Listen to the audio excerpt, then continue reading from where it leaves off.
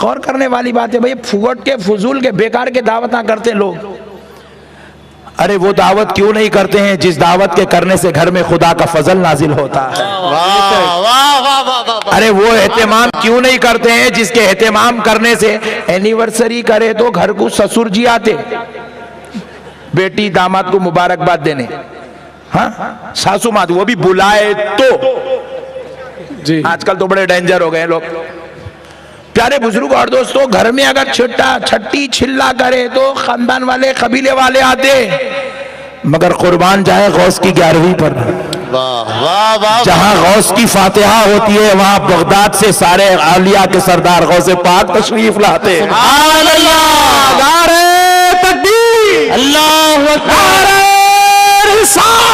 या रसूल अल्लाह, गौसे आज़म जिंदाबाद, गौसे आज़म जिंदाबाद, जश्न 11वीं शरीफ जिंदाबाद, जश्न 11वीं शरीफ जिंदाबाद, उलमाए अहले सुन्नत जिंदाबाद।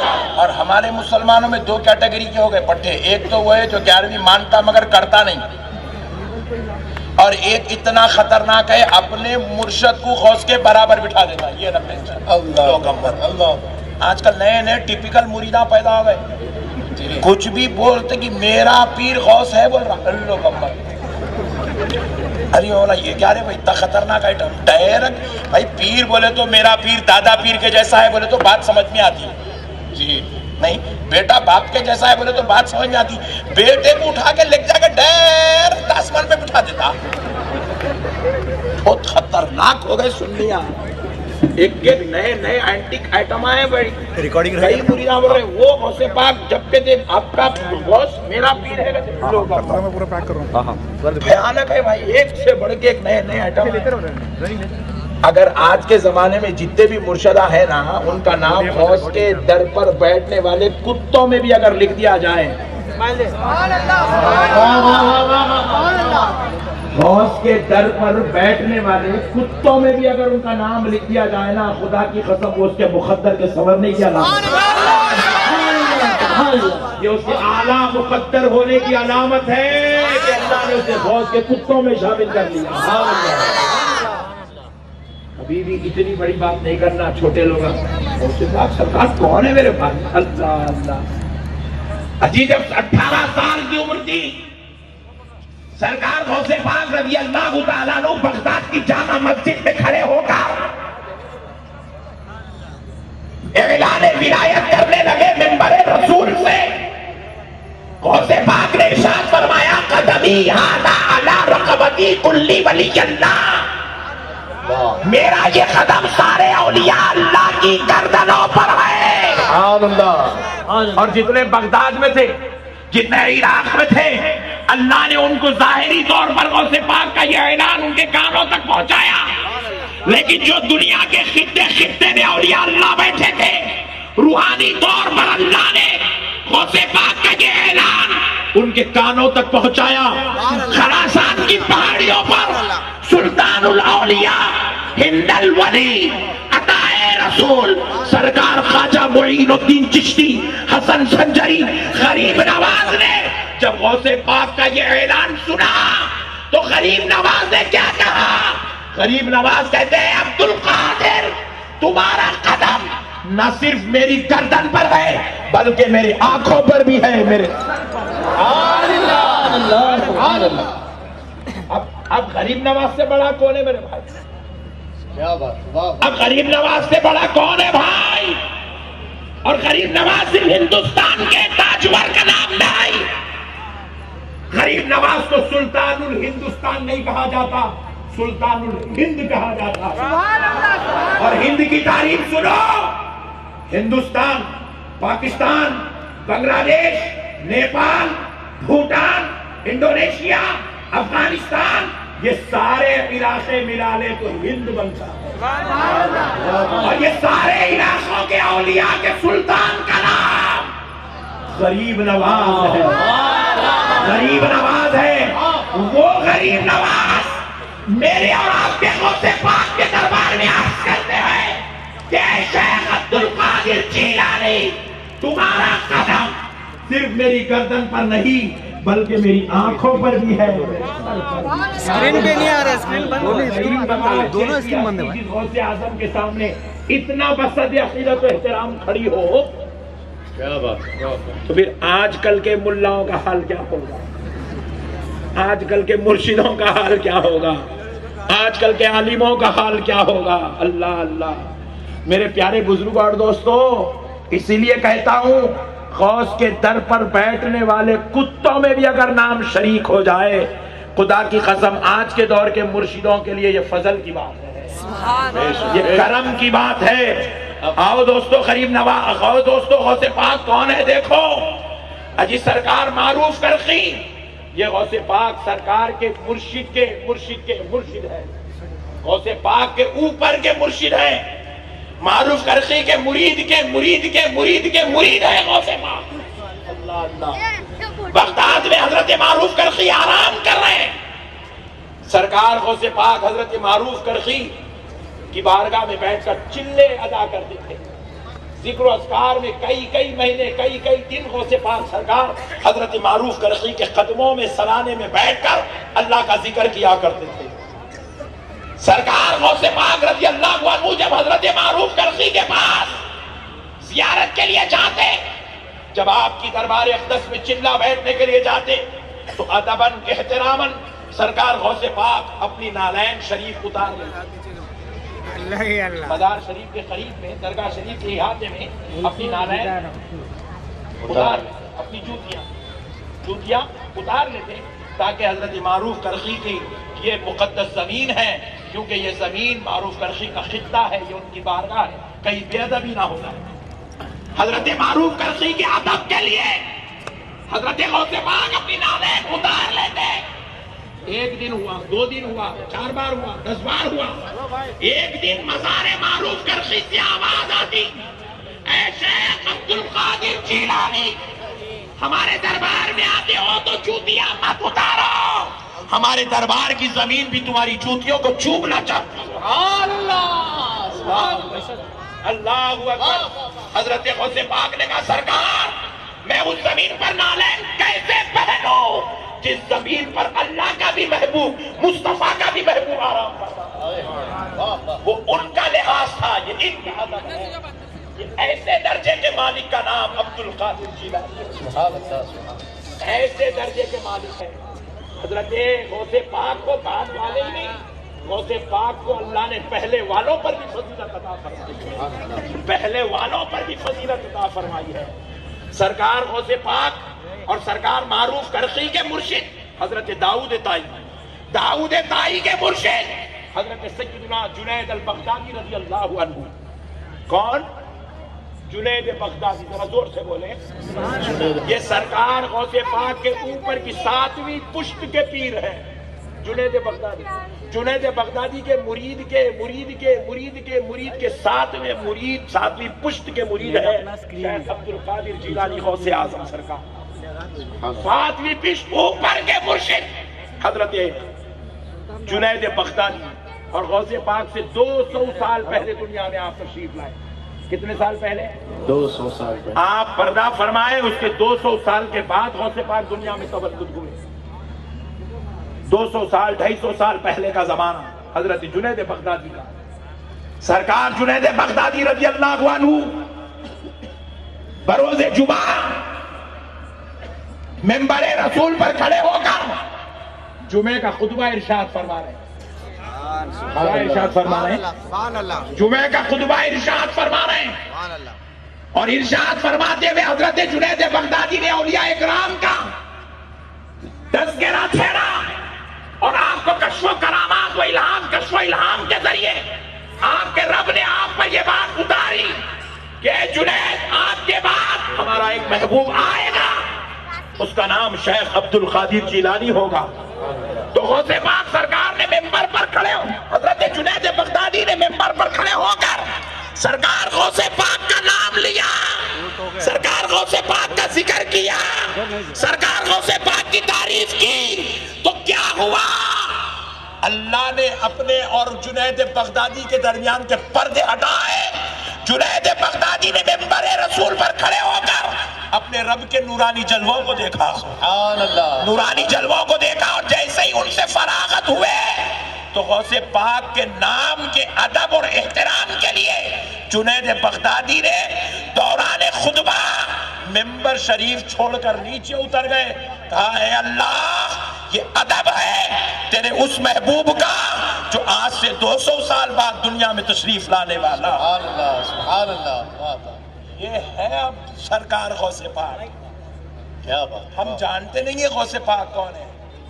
प्यारे बुजुर्ग और दोस्तों, गुलाम पुकारते हैं ना, अल्लाह की इज्जत और जलाल की कसम, अल्लाह ने गौसे पाक को वो मुकाम, वो मर्तबा, वो दर्जा, वो शान अता फरमाई है।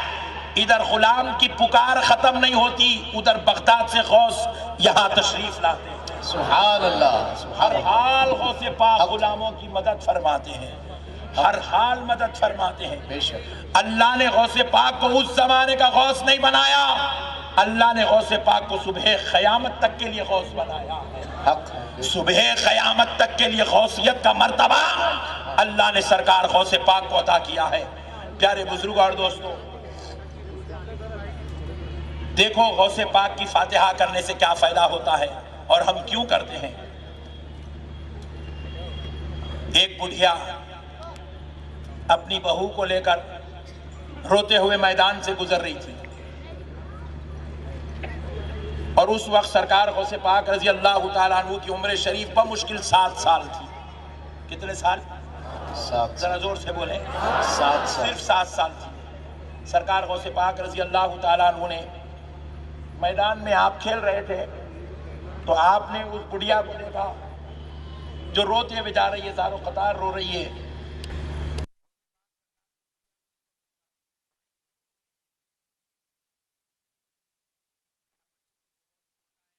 प्रॉब्लम नहीं समझ सकता, मैं बड़े टेंशन से गुजर रही हूं इसलिए रो रही, तू मेरा मसला नहीं समझ सका। माई बताने में तेरा क्या जाता है, बता तो दे क्यों रो रही है।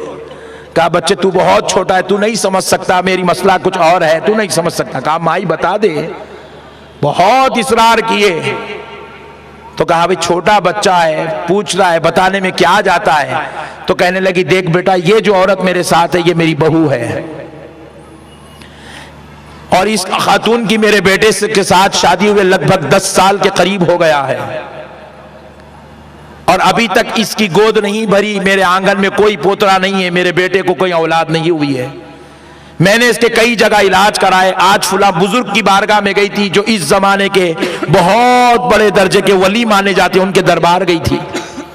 उस बुजुर्ग को अपने बहू के मुतालिक अर्ज किया तो उन्होंने मुराक़बा करके, वो अल्लाह के महबूब वली हैं, मुराक़बा किया, लौहे महफूज पढ़ा और पढ़कर बताया कि मेरे बेटे के मुकद्दर में अब कोई औलाद नहीं है, मेरी बहू कभी मां नहीं बन सकती, मेरे आंगन में कभी कोई मेरा पोतरा नहीं खेल सकता, इसीलिए बेटा रो रही हूं कि अब मेरी नस्ल यहां पर खत्म हो चुकी है, अब मेरी औलाद का सिलसिला आगे नहीं बढ़ेगा, जो हजरत आदम से चला था वो मेरे बेटे पर रुक गया है, मेरी नस्ल यहीं खत्म हो जाएगी, अब मेरे हसब नसब खानदान कबीला आगे नहीं बढ़ेगा, इसलिए रो रही हूं।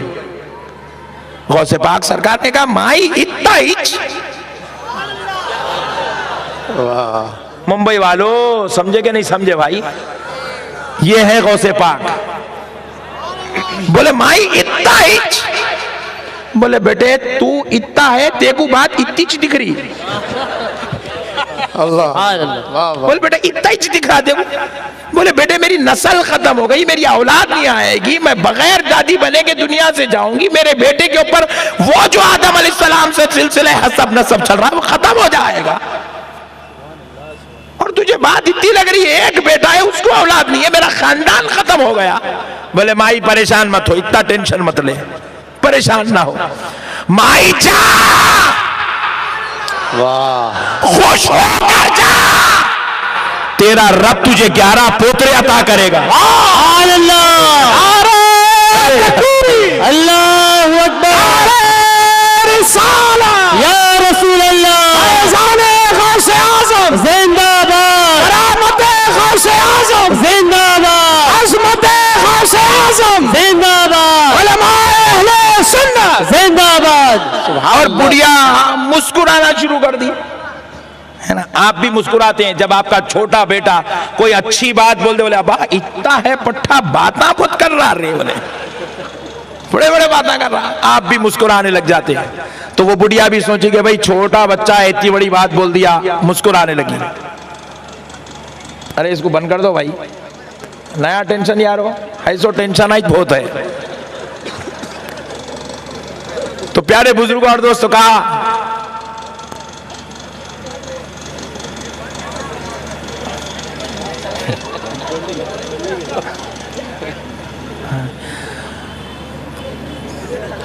कहा माई जा, अल्लाह तुझे खुश कर देगा, तुझे 11 पोतरे देगा। बोले छोटे बच्चे के मुंह से बात अच्छी लगी, बुढ़िया रोना भूल गई, मुस्कुराना शुरू करी, चले गई। उसको नहीं मालूम ये गौसे पाक है, हाय हाय, उसको नहीं मालूम ये चमने ज़हरा का फूल है, उसको नहीं मालूम ये अली की आंखों का तारा है, उसको नहीं मालूम ये हसनैन के दिलों का दुलारा है। सोची के बस बच्चा बोल दिया, चले गई। और नेक्स्ट मंथ गुड न्यूज, सुभान अल्लाह। बोली 10 साल से तरस गई खुशखबरी सुनने, बड़े बड़े तबीबों को बताई, खुशखबरी नहीं मिली। हजरत करने गई थी, मुराकबा करके लोहे महफूज पढ़ के बोले औलाद नहीं है मुकद्दर में ही। वो बच्चा बोला 11 पोतरे होंगे, दूसरे महीने में गुड न्यूज। क्या बात है, परेशान हो गए। बोले वो बच्चा कोई मामूली बच्चा नहीं है, कुछ ना कुछ काम का बच्चा है। अब निकली घर से वो बच्चे को ढूंढने, अल्लाह अल्लाह। अब 1 महीने के बाद फिर वो मैदान में आई बेचारी, आके लोगों को पूछ रही है, 1 महीना पहले एक बच्चा खेल रहा था, लोग पूछे नाम क्या है, बोले नहीं मालूम। बोले उसके वालिद का नाम, बोले वो भी नहीं मालूम। बोले खानदान, बोले वो भी नहीं मालूम। हुलिया कैसा था, बोले वो भी याद नहीं है। तो बोले तू दिवाली हो गई, घर को जाके बैठ। बोले बेचारी मायूस हो गए, घर को चले गई। कभी कभी निकलती, यूं यूं ढूंढ लेती, बच्चों को देखती, पकड़ते जाती, हुलिया देखते जाती, बोली ये हो सकता है, ये होगा, ये होगा। बड़ी बेचैनी से ढूंढती, ढूंढते ढूंढते 9 महीने निकल गए, पहला पोतरा घर में आ गया। सुभान अल्लाह, सुभान अल्लाह। 11 साल निकल गए, 11 पोतरे घर में आ गए। इधर सरकार गौसे पाक की उम्र शरीफ 18 साल की हो गई। मेरे और आपके गौसे पाक ने 18 साल की उम्र में बगदाद की जामा मस्जिद में खड़े होकर ऐलान विलायत किया। सारे बगदाद में कोहराम मच गया कि अब्दुल कादिर ने अपनी विलायत का ऐलान किया है। तो सब लोग जो जानते थे सरकार अब्दुल कादिर जीलानी की तरफ दौड़ने लगे। बुढ़िया पूछी भैया अब्दुल कादिर है कौन जो अपनी विलायत का ऐलान करता है? तो लोगों ने कहा एक 18 साल नौजवान है जो खानदान अलीउल मुर्तजा से है, जो नस्ल रसूल पाक से है, जो फातिमतुज ज़हरा का चमन का फूल है, जो हजरत अली व हजरत हसनैन की आंखों का तारा है। तो बुढ़िया समझ गई कि 18 साल अगर आज उसके है तो 11 साल पहले मिला था, तो ये वही 7 साल का बच्चा है। बुढ़िया दौड़ी दौड़ी भागी भागी दरबारे गौसे आजम में आई। गौसे पाक सरकार को दूर से देखा, रुक गई। गौसे पाक जैसे ही इसको देखे पलट गए। बोले फिर पकड़ लेगी, नए मसले पूछेगी। गई सरकार गौसे पाक के कदमों में गिर गई, पकड़ के बोली सरकार तुम वही हो ना जो आज से 11 साल पहले मिले जब तुम्हारी उम्र 7 साल की थी? गौसे पाक ने मुस्कुरा कर कहा हाँ माई मैं वही हूँ। अल्लाह, क्या बात, वाह वाह वाह। माई तेरे पोतरे कैसे हैं? माई तेरे घर के खिलौने कैसे आए? आज उसी मसले को हल करने आई हूँ, आज उसी मसले को हल करने आई हूँ कि अब्दुल कादिर मेरा ईमान है। मैं उस वक्त जिस बुजुर्ग के पास जाकर आ रही थी वो कोई लींबू पीर नहीं था। Point to be noted. आज सुन्नियत को गाड़ दिए लोग लींबुओं के बीच में, नारियलों के बीच में लाके। आजकल लींबू देना, नारियल देना, पलीते देना, लोबान देना, कांटियां देना, ये सुन्नियत बन गई है। लानत है ऐसे लोगों पर जो इसको सुन्नियत समझते हैं। दोस्तों बोली, उन्होंने तो नहीं बोली, मैं बोल रहा हूं।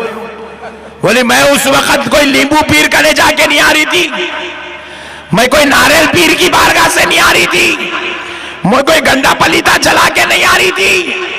कहती है कि मैं उस वक्त के वली कामिल, अल्लाह का वो वली जिसे रब ने अपने खुरबतों से नवाजा था, जिसे रब ने अपने खास इनाम और फजल एहसान से सरफराज किया था, जो साहिब मुराकबा कश्फ व करामत था और जो आंख बंद करके लोहे महफूज पढ़ लिया करता था। मैं उस बुजुर्ग की बारगाह से आ रही थी और उन्होंने मुराकबा करके मुझको लोहे महफूज पढ़ के बताया कि मेरे बेटे के मुकद्दर में कोई औलाद, मेरे बेटे के मुकद्दर में कोई औलाद नहीं। खुदा की कसम मेरा ईमान है वो बुजुर्ग ने सही कहा था। क्या बात है, वाह वाह। मेरा ईमान है वो बुजुर्ग ने सही कहा था। और अब्दुल कादिर मेरा ईमान है कि तुमने जो कहा 11 पोतरे होंगे, तुमने भी सही कहा है। सुभान अल्लाह। मगर अब्दुल कादिर मैं इसी टेंशन में 11 साल से घुल रही हूं।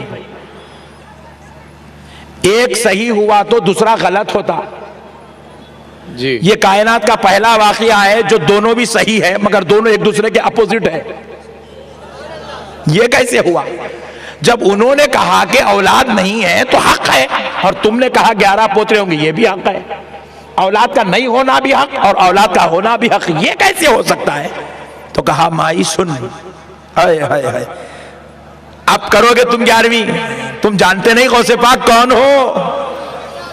इसीलिए जो है इन्हें आजकल इतने खतरनाक आइटम आ गए मार्केट में, मेरा मुर्शिद मेरा मुर्शिद मेरा मुर्शिद मेरा मुर्शिद मेरा मुर्शिद। अरे काहे का मुर्शिद रे दीवाने। याद रखो कोई आदमी भी उस वक्त तक पीर नहीं बन सकता जब तक उस पर पीराने पीर की नजर नहीं होती है। पीर बनने के लिए पीराने पीर का दर का गुलाम बनना। सुभान अल्लाह, सुभान। अरे जिस पीर को पीराने पीर ने पीर बनाया तो पीर का चर्चा इतना हो तो फिर पीराने पीर का चर्चा कितना होना।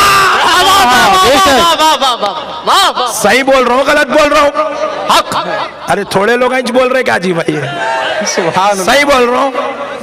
हर मुरीद को चाहिए अपने पीर को अगर दिन में 10 मर्तबा याद करा तो पीराने पीर को 14 मर्तबा याद कर, क्योंकि तेरे पीर की नैया मेरे गौस के हाथ में बैठी हुई है। हक है, हक है। तेरे पीर की नैया मेरे गौस के हाथ में है। मेरा गौस जिसे चाहता है उसे उठा देता है, जिसे चाहता है उसे डुबा भी देता है। बेशक बेशक। नहीं समझे हम गौसे पाक को? प्यारे बुजुर्गों और दोस्तों, गौसे पाक कहने लगे माई सुन, तू जो कह रही है बिल्कुल खुदा की कसम दोनों भी हक पर हैं। वाह। बोले गौस ये कैसे हो गया? कहा माई वो बुजुर्ग ने मुराकबा किया तो लोहे महफूज पढ़ा, पढ़कर कहा जो लोहे महफूज में देखा वो तुझको सुना दिया कि तेरे बेटे के मुकद्दर में कोई औलाद नहीं है। और खुदा की कसम माई उस वक्त तक तेरे बेटे के मुकद्दर में कोई औलाद लिखी हुई नहीं थी। जो उन्होंने देखा वो उन्होंने तुझे सुना दिया। मगर माई सुन, जब मैंने तुझे रोता हुआ देखा, परेशान हाल देखा, मुसीबत ज़दा देखा तो मुझे रहा ना गया, तो मैंने अपनी जुबान हला के कह दिया कि 11 पोतरे होंगे। इधर जुबान हल गई, उधर मौला ने कह दिया फरिश्तों इसके बेटे के मुकद्दर में लिख दो। मेरे अब्दुल कादिर ने कहा है तो इसके घर 11 पोतरे होकर ही रहेंगे। नारे तकबीर, अल्लाहू अकबर, या रसूल अल्लाह, या अली, या अली, गौसे आज़म जिंदाबाद, सिलसिला कादिरिया जिंदाबाद, सिलसिला कादिरिया जिंदाबाद, उलमाए अहले सुन्नत जिंदाबाद। सुभान अल्लाह, सुभान अल्लाह। इसीलिए 11वीं करते हैं। गौसे पाक घर में आते ना तो देखते बास दुखियारे हैं, बास दर्द भरे हैं, दिलों के टूटे हुए हैं। गौसे पाक की रूह मुबारक कहती है अल्लाह ये मेरा चाहने वाला है, वाह वाह। ये मेरी 11वीं करता है मौला। सुभान अल्लाह। मेरे नाना की मीलाद करता है मौला, मेरे नाना मेरे आबा व अजदाद की मुहर्रम की फातिहा करता है मौला। मौला मैं सब कुछ तो बर्दाश्त कर सकता हूँ मगर अपने दीवाने को टूटे हुए दिल के साथ बर्दाश्त नहीं कर सकता। क्या बात है, वाह। मौला मैं अपने आशिक को दर्द भरे दिल से नहीं देख सकता। मौला आज 11वीं की फातिहा में मैं आ गया, मेरे जाने से पहले इसके मसले हल कर दे मौला, इसके मसले हल कर दे मौला। खुदा की कसम, गौसे पाक जिस घर में तशरीफ लाते हैं वो घर वालों के मसले हल हो जाते हैं, सुभान अल्लाह, सुभान उनके अल्लाह। मसाइल हल हो जाते हैं। आज हम क्या कर रहे हैं मेरे भाई, हमारे को मसले आए तो नींबू पीर गाने जा रहे हैं। किस गाने जा रहे हैं? और वो पट्टा इतना खतरनाक। एक अच्छी बात है, सुनाऊं? नहीं तुम नक्को बोले भी तो सुना, तो मैं चुप पूछा। सुनो दोस्तों, मेरा एक शागिर्द है बेचारा, हाल हाल में शादी हुई, मेरे को पूछा मौलाना हजरत कुछ ऐसी नसीहत फरमा दीजिए, घर में बेगम के साथ खुश रहा तो बस से। बोले नहीं, आजकल कैसे खतरनाक चल रहे लड़ाई झगड़े, इतने टेंशन। पुलिस वालों का ने पुलिस स्टेशन गए तो चोरी के केसात 10 है, मर्डर के केसात 3 है, बीवी शौहर के लड़ाई के केसात 70 है। इतने भयानक हो गए मुसलमान। और 70 में से 55 मुसलमानों के चाहे मुसलमान इतने खतरनाक हो गए आजकल। अल्लाह अकबर। तो ने बोला हजरत सबको देख देख के हैबत हो रही है, अब मेरी भी शादी हो गई, मेरा क्या होता नहीं मालूम, कुछ ऐसी नसीहत करो हजरत ताकि हम दोनों खुश रहे। तो बस है, बोले होना भी चाहिए ना भाई, बेशक, जरा जोर से बोलो। बेशक। और याद रखो, बीवी को खुश वही रखता है जो बीवी बना के लाता है, वाह वाह। और बीवी को वो खुश नहीं रख सकता जो नौकरानी बना के लाता है। क्या बात, अरे वाह, बहुत लोग बोले सुभान अल्लाह, जरा जोर से बोलो। सुभान अल्लाह। अब आप लोग डिसाइड करो, आप नौकरानी को लाए हो या बीवी को लाए हो। हाँ, अब तजुर्बेकार दिख रहा पट्टा, सुभान अल्लाह। तो प्यारे बुजुर्ग और दोस्तों, आप बीवी को लाए अल्हम्दुलिल्लाह। तो बीवी को लाए तो बीवी के रूल्स अलग है, नौकरानी के अलग है। पहले नौकरानी के सुन लो।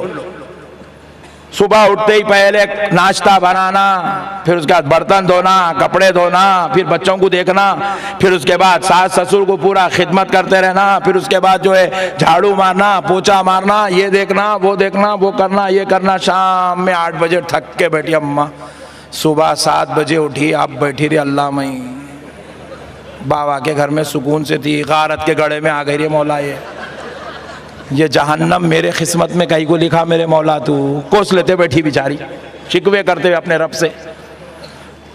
कमर की हड्डी दर्द हो रही, पैरा दर्द, वो दर्द, ये दर्द, टेंशन में बेचारी का पूरा दिन गुजरा। अब सब खत्म हो गए मसले, अब सोची थोड़ा सो जाऊंगी, बोलते घर पे एक बेल बजी, जाके दरवाजा खोली तो जालिम शौहर सामने था, अभी नहीं आया। 2 घंटे तक अब इसके झगड़े बर्दाश्त करना, क्योंकि इन्हें शरीफ आदमी है, आते आते खाली नहीं आता, बेहतरीन 2 बॉटला मार के आता, नहीं तो पूरी दिन भर की थकन, पूरी घर में काम करा सो, वेल्डिंग करा सो, कार चलाया सो, लारी चलाया सो, किराना स्टोर चला सो, इधर उधर गया सो, पूरी थकन, वो पूरा दिन भर का गुस्सा अज़ाब पूरा लाता बीवी को। तुम्हारे अम्मा ऐसा करे, तुम्हारे बाप ऐसा करे बोल के निकालता, चिल्लर 3rd क्लास बीवी के ऊपर निकालता पूरा गुस्सा। मैं बोले अल्लाह क्या ऐसा गुनाह करी मेरे मौला जो इतने जालिमों के बीच भेज दिया मेरे को। ये नौकरानी है, ये बीवी नहीं है। कौन है ये? नौकरानी है। और बीवी जो रहती ना, उसके मुतालिक हमारा शागिर्द कोई हजरत कुछ तो भी बोलो, तो बोला मियाँ तू खुश रहना चाह रहा बीवी के साथ तो एक काम कर। बोला जी हजरत क्या करूं? रोजाना रात में घर